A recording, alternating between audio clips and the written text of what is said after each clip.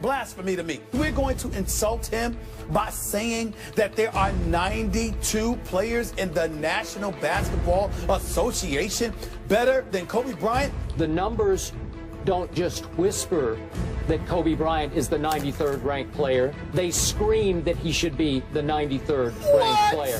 What? If I was in front of you, I would throw some water or something on you right now. You'd slap me right in the face. The idiocy, it's so ridiculous what you just said. Yeah.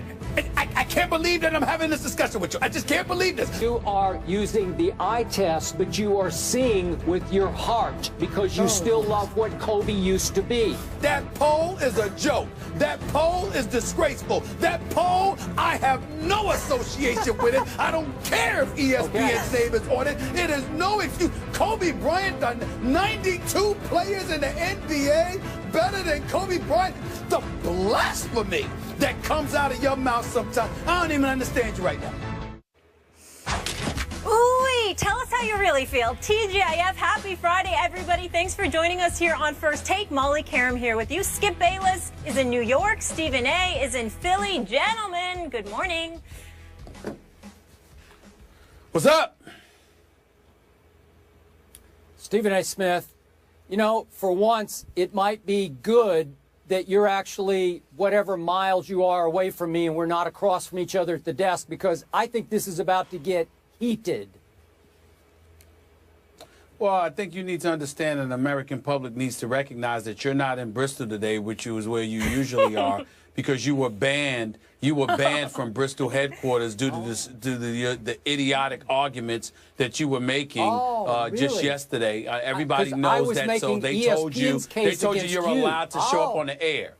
They showed you you're allowed to show up on the air, but you weren't allowed in the studio today. I think we all know why. Yeah, the truth is, I'm back in my town, New York City, and you're down there, and where is it, like New Jersey or Philadelphia? I don't know where you are. It's my second home. It's Philadelphia. Philadelphia. I'm actually allowed in two places. Enjoy. You're not. But go ahead. The city of brotherly love. I'm not feeling a lot of brotherly love right now. But let me say, you both look very handsome today, looking clean. I'm liking that no-tie look there with the all blue and all black. So we will get into the big NFL games. Manny Pacquiao says he's in talks with Floyd Mayweather. And now we've heard from Matt Barnes. So we'll fill you in on the latest with the Derek Fisher situation. But first, what we were just alluding to, the other LA hoop story that everyone is buzzing about yesterday, Kobe Bryant being ranked number 93. Bryant laughed when asked if he heard comments from fans defending him. He said, yeah, I heard a couple of them. Don't need to defend that ranking. Nobody does, really. When pressed on what he thought of the ranking, Bryant said, please don't ask me about silly stuff like that. Now, after last year's ranking that placed Kobe at number 40 was announced, Bryant voiced his displeasure, saying, I've known for a long time they're a bunch of idiots, referring to the ranking as silly and laughable. So as you guys just heard yesterday, Stephen A. thinks this is ridiculous. Skip was actually okay with the ranking. Skip, what's your reaction to Kobe's response to all of this? Stephen A. Smith, because I do still love you like a brother. I'm going to try to take it easy on you today, maybe even easier than I took it on you yesterday. But I'm going to give you the cold, hard truth here about your man, Kobe Bryant. The truth is that Kobe's reaction yesterday was as silly and laughable as your defense of him was earlier yesterday on our show. I am sorry to say this, but look, I get it, and I respect that Kobe Bryant is as supremely confident an athlete as we've had in any sport since Michael Jordan. And yesterday, his reaction, or last evening, his reaction was predictably confident to the point of arrogant. And Stephen A., I understand how much you love you some Kobe Bryant, and I understand, and I could almost predict how knee-jerk, emotional, overreactive you were yesterday out of love and support of your man, Kobe Bean Bryant, the Black Mamba. I'm sorry. The Mamba is no longer the Mamba. He hasn't been the last 3 injury-plagued years, and he will not be coming up this year. And to his point last year, when he called this panel a bunch of idiots, we are talking about ESPN's basketball forecast panel. It's made up of ESPN analysts and writers, researchers, and editors. 101 of them. And they're all a bunch of idiots, Kobe. Seriously? The object of this poll is a forecast to predict how much a player will contribute this coming year, not 5 or 8 or 10 or 12 years ago, this coming year, to how many games his team will be able to win. And it factors in, obviously, this player's quality of play, and it projects how many minutes he will actually be able to play. So, given all that, would you believe that the real plus-minus numbers, according to Royce Webb, who's our Director of Content Analytics at ESPN, the real plus-minus numbers for Kobe Bryant, added into how many minutes he does project, how few minutes he projects to play, actually ranked him as the 163rd best player or most valuable player in the National Basketball Association. Think about that, 163. But out of respect to what Kobe used to be, this panel, these editors, these writers got together and decided, hey, let's give him a break here. So they ranked him 93rd. They moved him all the way up from 163rd, which the numbers screamed that he should be, to 93rd, just because he used to be Kobe Bean Bryant, the Black Mamba. So we look at the last 3 years, and he ranked, going into the year, 25th, then 40th, then now 93rd. And I was told last night by some of the editors that each of the last 2 years, he has failed to even live up to those projections, that they overrated him going into each of the last 2 years at 25th and 40th. So I'm going to remind you once again, we're not trying to rank his box office appeal. We're not trying to rank his 5-ring legacy. We're not trying to rank how popular or how awe-inspiring Kobe has been throughout his career.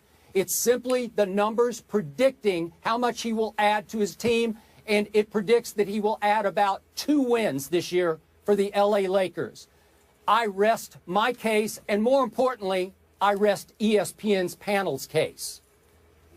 Well, you're entitled to rest ESPN's panel's case, and I understand that. But as far as I'm concerned, it's just a glaring acknowledgement that we have some people in this company that don't know enough about basketball. I don't care what you have to say. I don't care what they have to say. I know what I've seen with my own 2 eyes, and I know what I've seen in comparison to what exists in the NBA. I take into account everything that you said in all seriousness. I don't know why you're mentioning some of those names that you mentioned about the statics, the statistics and the statisticians and the analytics. And nobody cares about that as far as I'm concerned. When you're giving out the poll, why don't you put the names of each person that came to that conclusion and then let them be front and center and come talk to me, because chances are ain't nobody going to want to hear what they have to say, not after a poll like that.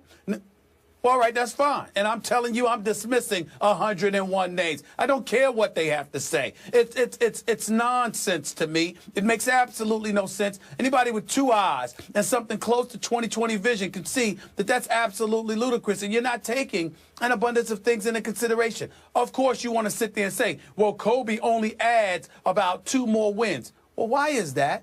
Could it be that he's in the West? Could it be that his teammates, dare I say, are a bit subpar? Could it be that when you consider San Antonio and Oklahoma City and the reigning champions, Golden State Warriors, and the Los Angeles Clippers and the Houston Rockets, I mean, when you look at those teams alone, those 5 teams alone, we didn't even take into account some of the other teams, it's obvious why it's going to be a tough go-round for Kobe Bryant. Because he no longer has Shaq and Robert Horry and Ron Harper, and even though they didn't win the championship that year, Karl Malone and Gary Payton and those boys by his side. You know, I'm not saying that all of those guys for the Lakers are scrub. I'm not trying to disrespect them. Louis Williams, Brandon Bass, even Roy Hibbert to some degree, I think will make solid contributions. But this is the Western Conference, and the teams are loaded. We all understand that. So when you sit there and you say that about Kobe, you know what? It's Kobe, it's Russell Westbrook, it's Kevin Durant on one team. It's Chris Paul, Blake Griffin, and DeAndre Jordan on another team. It's LaMarcus Aldridge joining Tim Duncan, Manu Ginobili, and Tony Parker on another team. The list goes on and on. When you look at the West, it's James Harden on a mission to prove that he's deserving of league MVP honors with Dwight Howard, who's no scrub, and he's got something to prove as well because he's heard the stuff that people have been chirping about him in the offseason. So many different things to point to, the Dallas Mavericks, and what they've got to prove because of what has transpired with them in this offseason. Having Wesley Matthews come over there along with others, understanding that he's not fully healthy or he may not be, we don't know yet. All of those things are things to think about. If Kobe Bryant was in the Eastern Conference, what would he do? If Kobe Bryant was to have a better teammate or a better slew of teammates, what would he do? Talk to the coaches who know something about basketball. They not only brag and boast about this, the killer inside of him, the fact that he can shoot, the fact that he can take, he could take anybody, he could break down anybody. They talk about his football, they talk about his footwork, they talk about his basketball IQ, they talk about how knowledgeable he is about playing this game. Is Kobe Bryant what he used to be? Skip, we don't know that. It remains to be seen. The last 2 years, he only played 41 games. He came back for 2013, 2014. Skip, he played 6 games. He shot 42%. He came back and he played, what, 35 games? Okay, and then he shot like 37% over the course of those 35 games. But he had essentially been out a year and a half to almost 2 years before he came back and played those 35 games. The previous 8 seasons that he played in L.A., with the exception of 143% shooting from the field in 1 year, the other 7, he shot 45% or better. This is the Black Mamba we're talking about here. And I'm not trying to sit there and say that he should be mentioned in the same breath as a Russell Westbrook or a Kevin Durant and guys like that, because they're younger and just as elite. But to sit there and say that there are 92 players better than Kobe Bryant, I applaud once again his decorum. I applaud his presentation. I applaud the fact that he's cool and is appropriately dismissive of such idiocy. And even though I'm not going to call out my colleagues because I'm very, very proud to work where I work, I consider this poll idiotic.